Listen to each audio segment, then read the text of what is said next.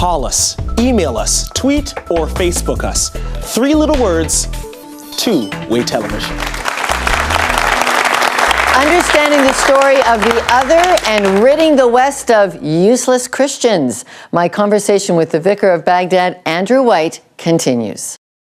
You are going to be part of stewarding Canada's aid into the peace process, the need through Syria, in Iraq. Canadians, though, are fearful that the waves of Muslim migration may bring with them the radicalization they've seen there. We have over 100 Canadians, youth, reportedly fighting in Syria. We've seen teenagers leave a London, Ontario high school radicalized to fight and blow up a gas plant in Algeria. Yeah. Can you assure us that we should continue to think about Islam as a religion of peace here? What I can do is tell you that when religion goes wrong, it goes very wrong. And what we are seeing is religion which has gone wrong. Very, very wrong. In the Muslim Civil War. And Christianity went wrong 1,000 years ago. We were killing people like this. We were doing the same thing. So we can't just look at the other and say they're all bad, all wrong, there is no future, because we were once like that ourselves. Canon Andrew White models the importance of getting to know others' stories, but his own story and the story of his parishioners is riddled with tragedy and loss. He knows what it is to baptize 13 people in 1 week and find 11 of them murdered the next. One of the really important things about Canada, really important, and it distresses me that I go to churches who don't know about Voice of the Martyrs Canada.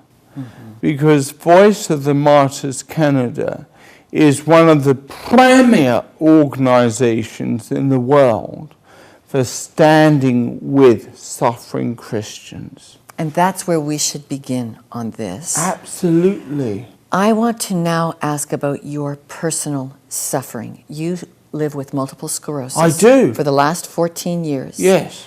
You've had to separate your family. You have 3 Iraqi children, and your wife and 2 others are in London, England. Yes. You have 35 to 100 security guards at any time. Yes. They're good. They do a very good job. Some people watching would say, some good God. He's got a lot of evil out there. What would you say to that in the face of your suffering? Yes, there is a lot of evil out there. But our God never leaves us.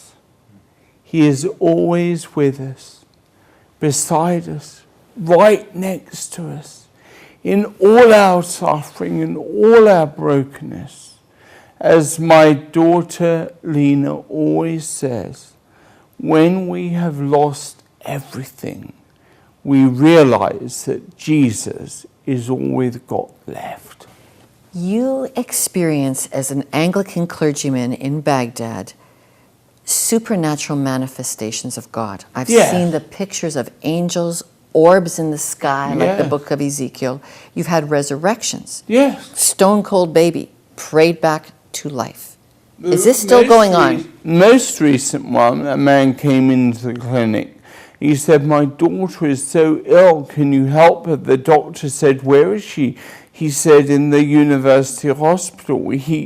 The doctor said, we can't help her. Go to the priest, he'll pray with you. He came to me, told me this story.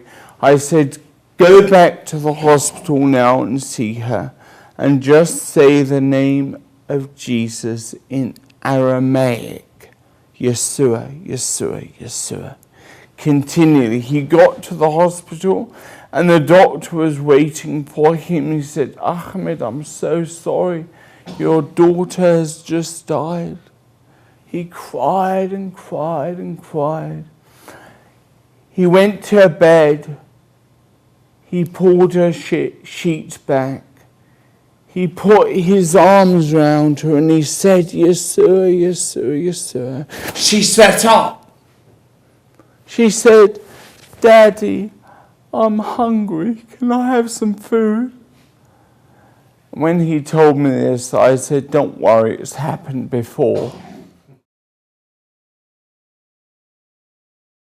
There are many, many, many stories of healings like this.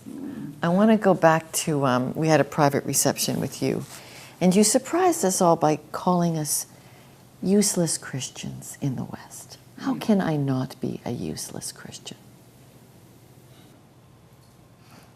Stand with us, pray for our perseverance, our protection, and also help with providing for us. We are one family. Together, we can do it. Coming up, closing thoughts on Syria and the Middle East. We asked what you thought, and this is what you said. I totally agree with the Quebec people, because these people who come into our country, they are changing our freedom of religion, our freedom of speech. I really appreciate how she summed up the whole issue of symbolism in Canada. It's exactly the way I believe it should be, and she had a very nice way of saying it. Call us, email us, tweet, or Facebook us to join the conversation. We want to hear from you. When people are dying over religious differences, religion has gotten twisted and sick. For thousands of years, religious differences in the Middle East have produced wars, abuses, and heart-wrenching tragedies. The Middle East region also produced the Bible, the same Bible that has much to say about power, loss, and future, all themes pointed to when our guest today explained the Middle East dilemma. Into the chaos, the Bible challenges not just to love our neighbors as ourselves, but to ask, who is my neighbor? And that's the last word today, is to give you tools to help our neighbors suffering abuses in Middle East wars. I'm recommending World Vision for care of Syrian children who are war victims, children living without security of home or school. And we want to connect you to also care for persecuted believers suffering loss. And for more information on the Voice of the Martyrs and how you can help, you can check out our website, contextwithlorna.com. Think about what you can do for the suffering you've heard from our neighbors in the Middle East today. And as always, send me your feedback on today's program. For all of us, I'm Lorna Duick. Thanks for watching. Join us next week as we explore life beyond the headlines.